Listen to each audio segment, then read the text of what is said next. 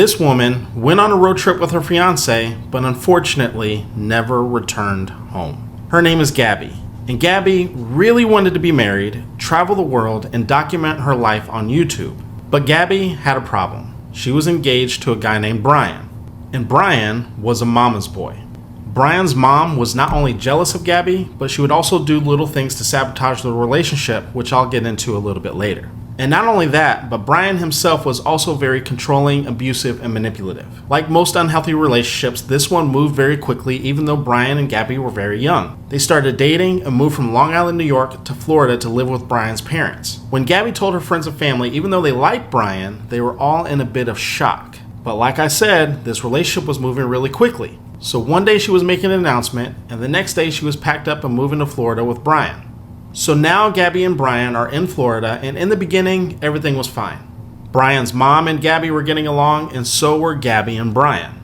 But as Gabby and Brian started spending more time together, Brian's mom became increasingly jealous and agitated. When she didn't get the attention she wanted, she would give Brian and Gabby the silent treatment. There was even a point in time where Brian's mom submitted a change of address form from Florida back to Long Island, unbeknownst to Gabby. When Gabby's mom saw the change of address, she called Gabby. "Are you moving back to Long Island?" And Gabby was like, "No." Gabby's mom was like, "Then what's up with the change of address?" Gabby was like, "I think Brian's mom did it, but I don't really want to talk about it." So one day, Gabby decided that she wanted to go out and meet new friends. She wanted a life outside of the house. Keep in mind, she had just uprooted her life from Long Island, New York, all the way down to Florida, so the only people that she knew in Florida were Brian and Brian's family. So she hopped onto Bumble's for Friends. Yes, Bumble does have a Friends version. And met a woman named Rose. Rose and Gabby hit it off very quickly, and they started spending a lot of time together. Sometimes they would hang out as a group with Rose, Gabby, and Brian, and sometimes it was just Gabby and Rose. But over time, Rose started to notice a pattern. When it was just Rose and Gabby, Brian would become increasingly jealous, controlling, and manipulative. Brian would become so controlling and so upset about this relationship that he would do little things to sabotage the plans that they would make. He would start arguments that would make Gabby feel like she needed to stay home. And there were also times where Brian would actually sneak into Gabby's wallet, take her ID, so then when Gabby and Rose got to their destination, it would force Gabby to turn around and go home because they couldn't hang out. But like any other toxic relationship, anytime Brian and Gabby got into an argument, there would be a love bomb phase. Brian would offer over-the-top gestures to win Gabby back over. Over time, during this process, Gabby would be convinced of, number one, that she was really lucky to have Brian, number two, that she wasn't worthy of his love and attention, and number three, that it was her responsibility to keep him happy even at her own expense. And it's at this point that Brian and Gabby became trauma bonded. Speaking of which, if you want to learn more about trauma bonds and how to break them, I have a free course for you down in my description. If you're stuck in a toxic relationship, feeling drained, confused, or second-guessing yourself, you're not alone. You don't have to figure this out by yourself. BetterHelp makes getting support easy. You can talk to a licensed therapist from your home on your own schedule. And right now, you'll get 15% off your first month. Just click the link in the description or go to betterhelp.com/Matt Pfeiffer. One day, Gabby's mom was on social media and a post popped up on her feed. It was from Brian's mom announcing Gabby and Brian's engagement. Gabby's family was in shock. Not only did Gabby not say anything, but Brian also didn't ask for her hand in marriage. Imagine finding out that your son or daughter was engaged through a social media post. Not only was Gabby's family in shock, but they also noticed that the excitement of the engagement wore off very quickly. Not only was there not any ring, but there also really wasn't any plan. And it wasn't long before Brian was back to his old tricks. But Brian and Gabby were determined to live their life. They bought a van and planned to travel and document their life in a vlog. But obviously a van and traveling is going to cost money. So Gabby got a job at Taco Bell. But remember when I told you that Brian was controlling, jealous, manipulative, and would do things to sabotage Gabby's life and relationships? Well, over time, Brian would begin to crash out whenever Gabby would have to go to work. Gabby would work about 50 hours a week, and Brian would get frustrated at the fact that she wasn't home.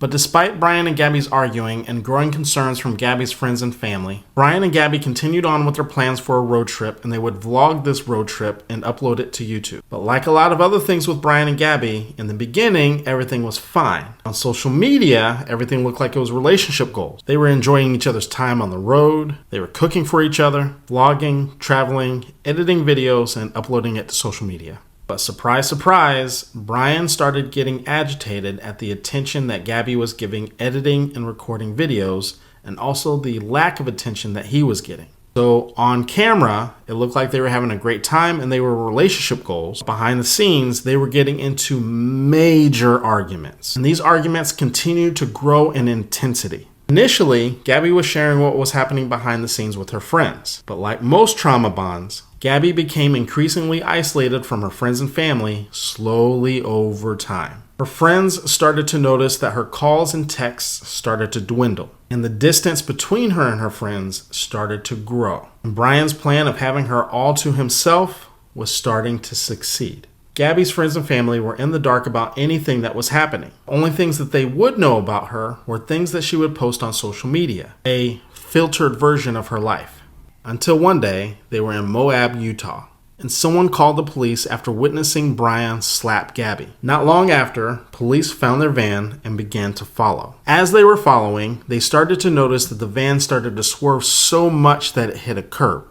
And this is when things really started to unravel for Brian and Gabby. But here's where things get interesting. Police see marks, scratches, and bruises on both Brian and Gabby. So they separate the two and question both of them. Now remember, we're talking about a toxic relationship and we're talking about a trauma bond. So oftentimes in a trauma bond, a victim will accept all responsibility because they think that their partner's happiness and well-being is their responsibility, even at their own expense. So anything that's happening wrong in the relationship is all their fault, because internally they believe that their self-worth is tied into not only this relationship but also into this other person, even if the other person is treating them poorly. So Gabby, when speaking to police, not only defends Brian, but also accepts full responsibility.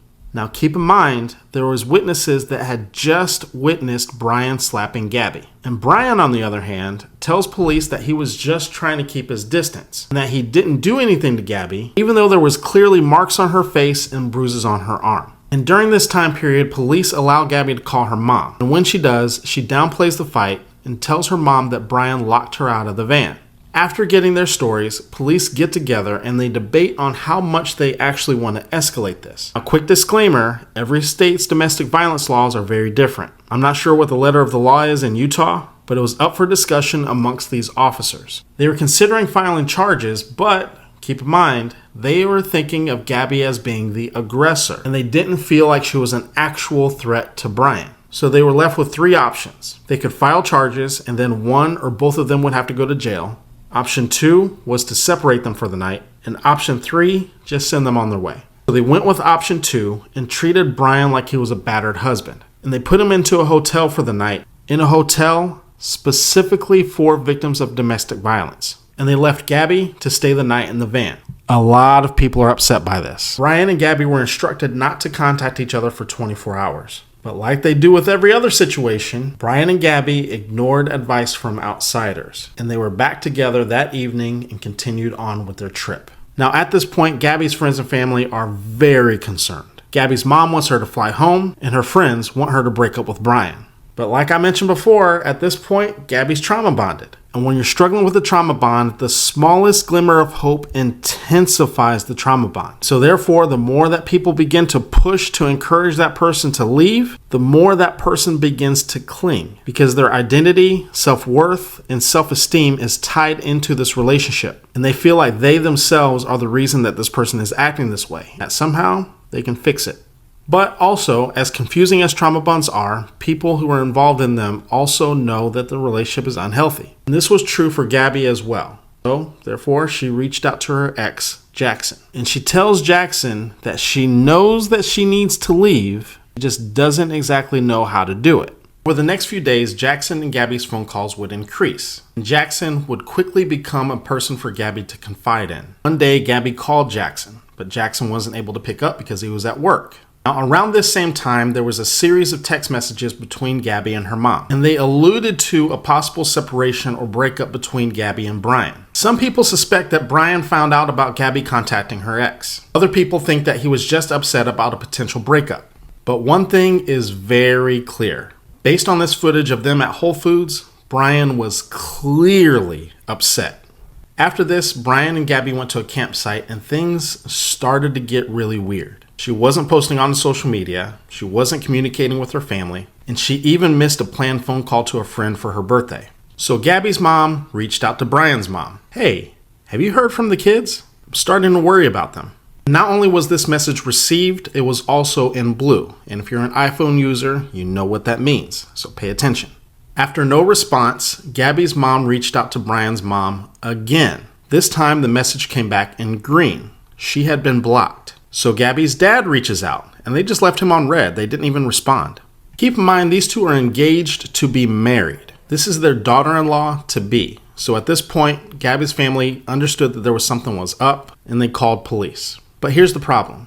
Which police department do you call? Don't forget, Gabby's family lives in New York, but Gabby lives in Florida. But she went missing somewhere in Utah, possibly Wyoming. But eventually they figure it out and they call the Northport Police Department in Florida and they go and question Brian's family. But when police arrived, Brian's parents refused to cooperate. And to make matters worse, not only was the van in the driveway, but Brian was home, allegedly. And that's a big allegedly. I'm going to get into the reasons why a little bit later. So at this point, everyone has realized that something bad has happened to Gabby. Not only had Brian and his family lawyered up at this point, but Brian had left Gabby wherever she was. So police and Gabby's family start a search for Gabby. This search was massive. It involved multiple different states, multiple different police departments, multiple different agencies. So this grabbed a lot of people's attention, including national media, and it was all over social media. The FBI got involved, they had drones, there were people on horseback, and they were also tracking cell phone pings. Meanwhile, back in Florida, Brian suddenly goes missing. And remember when I said that Brian was allegedly home? Some people believe that Brian never came back. But that's another video for another time. But either way, in this moment, at this time, authorities were called by Brian's mom and dad, saying that they had not seen Brian in days and that he was missing. So now, not only is Gabby missing, but so is the number one suspect in her disappearance. So FBI agents search Brian's home. And remember back when I told you that Brian was a mama's boy? Well, FBI agents found a letter from Brian's mom to Brian, and it said, "Burn after reading," aka for your eyes only. And it said, "You are my boy. Nothing can make me stop loving you.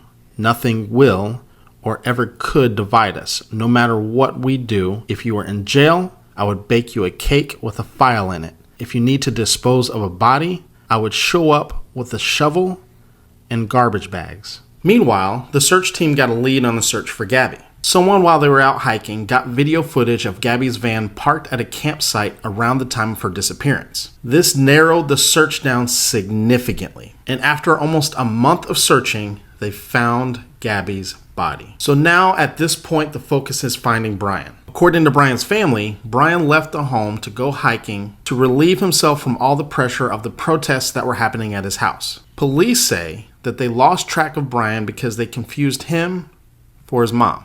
Agents began to search at a local park that Brian was known to hike at.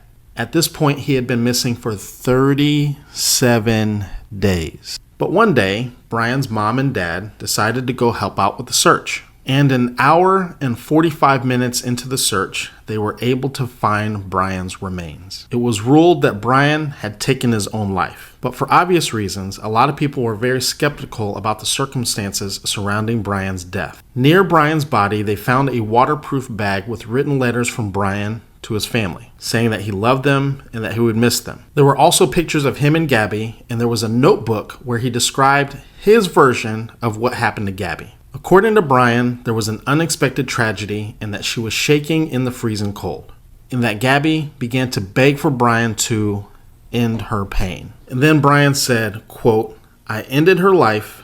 I thought it was merciful." But none of what he described was accurate with Gabby's autopsy.